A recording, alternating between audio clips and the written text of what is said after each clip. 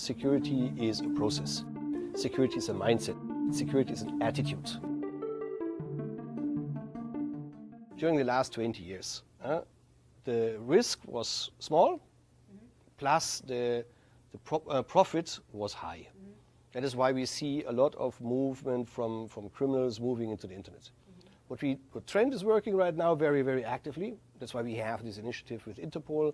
That's why we're going to make a lot of trainings also to law enforcement. We work to ramp up the capabilities of law enforcement.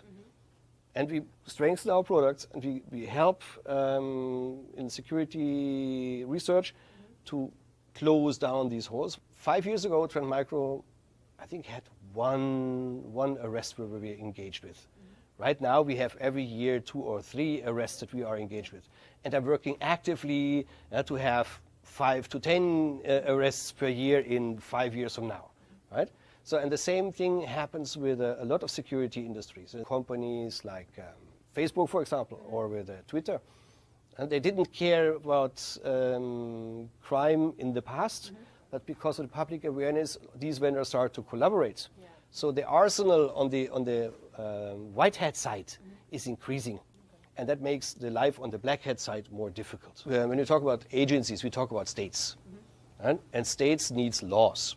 Laws are made by politicians and decided in parliaments. Do you know how long it lasts to get a law through a parliament?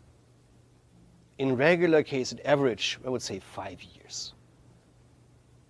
Do you know how fast the technology is developing?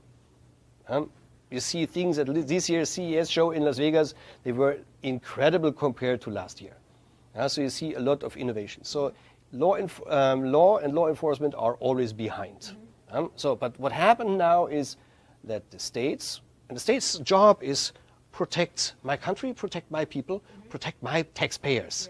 That is the state's job. But the world nowadays is flat.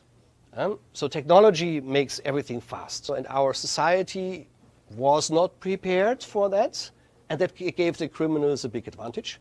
But now the politicians realize we have to move faster. The people realize we cannot 100% depend on the state. We have to protect our PC, our own, by ourselves. We cannot only wait until the state, the government protects my PC and rules the internet. If I want to play internet, I have to be prepared that there are criminals. So I cannot depend everything on external people, on state. I cannot wait for the police. So the people are more aware, the law enforcement is getting more aware, and now also the parliament, the law enforcement becomes more aware, the politicians. One of the problems here is that the politicians lose power now. Because if the people don't depend on the states that much anymore, that means the influence from the politicians is shrinking. And the politicians don't like that. So there's also right now a kind of war is the wrong word. There's a kind of discussion. How much should the states regulate? And how much freedom or how much responsibility does the single user have? And that is different from state to state. In some states, like in China, you have the very clear rule that the government says these are the protection of the country. From outside, we're going to call that the Great China Firewall. But from the state point of view, it's protecting my nation. Obama administration said, okay, we're going to move out of the regulation of the internet. We want to hand it over to a multi-country, multinational organization. So it's not only the United States regulating the internet. So you see different approaches here in different nations. And it's not clear where in 20 years from now we will be. But definitely we see more and more that individuals take more responsibility. Okay, but that means automatically that everybody who's outside of my country is not to be protected. Correct? That means automatically that everybody who's coming from outside of my country is seen as a potential threat. That worked well in the 19th century. That worked well in the 18th century. That worked perfectly around in the classical age, where the Greek town was a nation and everybody outside of the town was an attacker. Today we don't have these towns, we don't have these walls, we don't have these borders anymore. And that is where the conflict comes from, because nowadays, as an individual, I can make an attack here with that device from Manila, so I'm a German using a Japanese device, making an attack from Manila against any state in Latin America. Now. So which state is here? Which nation? Which law?